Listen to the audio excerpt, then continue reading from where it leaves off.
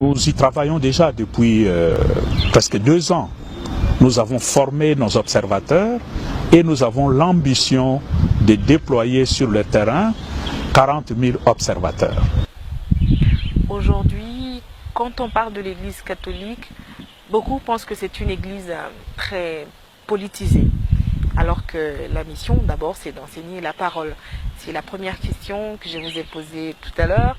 Pourquoi cette politique vous colle à la peau, vous en tant que clergé? Moi, je crois que ceux qui le disent, ils ont tort.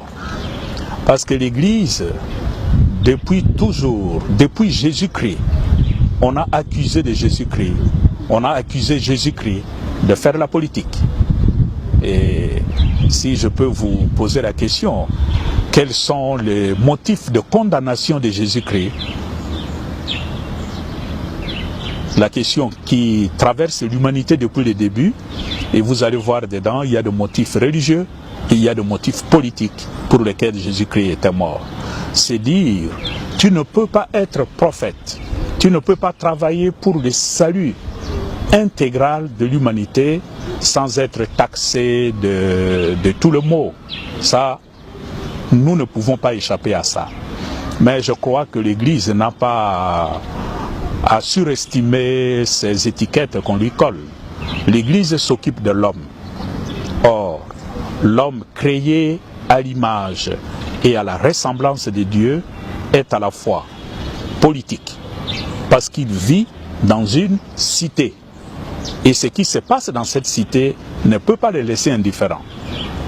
Il est aussi économique, parce qu'il utilise des moyens pour survivre.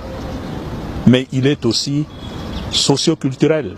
Il faut l'éduquer, il faut soigner son corps, la santé, etc. Mais il est aussi spirituel. Ce qui nous surprend avec ces étiquettes qu'on colle à l'Église catholique, que l'Église est politisée, mais pourquoi on ne nous accuse pas de nous mêler de l'éducation? Pourquoi on ne nous accuse pas? Pourquoi on ne nous accuse pas de nous mêler de la santé? Parce que nous avons aussi des hôpitaux, nous avons des centres de santé. Pourquoi seulement le domaine politique, ça fait problème? Moi, je crois que c'est un mauvais procès.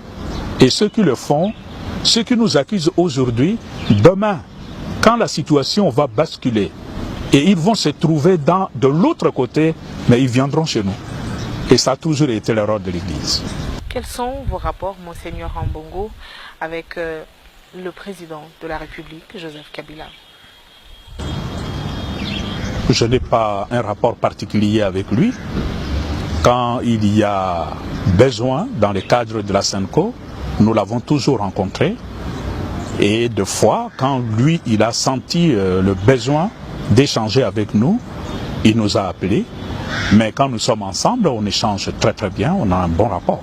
Quand on vous annonce nouvel archevêque de Kinshasa, on a lu dans la presse, on a suivi des interventions de certains Congolais à travers les médias. On dit de vous le plus coriace, plus que Monsengo.